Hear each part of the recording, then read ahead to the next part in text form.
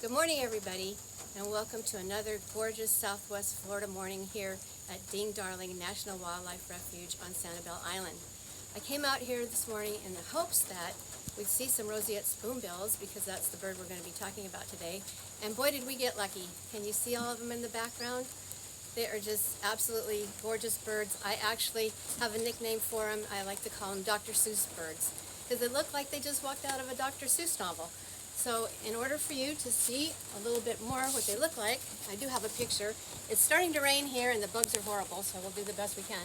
But they just have that big old cotton candy body with the ball green head and the red eyes, and then that spoonbill that's so huge it looks like they're going to fall over any minute. I just love these birds, and I'll tell you a little bit about them. They're native to Florida. They live about 25 years is the closest estimate the scientists have. And they are related to the ibis, which makes total sense because they both have those big bills. For feeding, when they are looking for food, they stick that big spoonbill in the water and they move forward, sweeping the bill back and forth, and they can look kind of tipsy.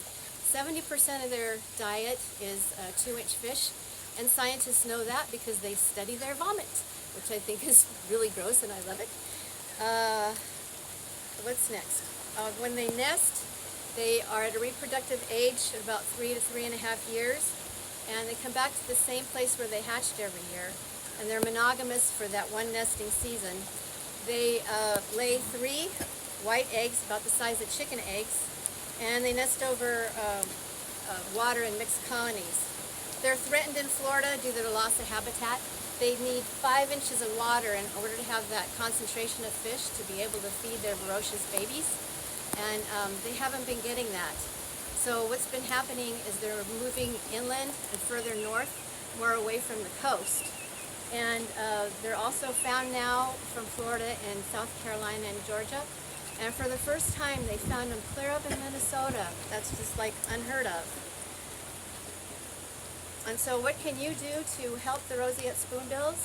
According to Dr. Jerry Lorenz, who's been studying spoonbills for 30 years for Audubon, Florida, there's 3 things you can do. The number 1 thing is to vote for candidates and policies that will help the environment in Florida. The second thing is to respect the birds, to keep your distance from them. And the third thing is to support organizations like Audubon, Florida. And in order of Dr. Seuss and what I call the Dr. Seuss bird, I wrote a children's poem that I would like to recite for you now. And it is titled, I Am a Roseate Spoonbill.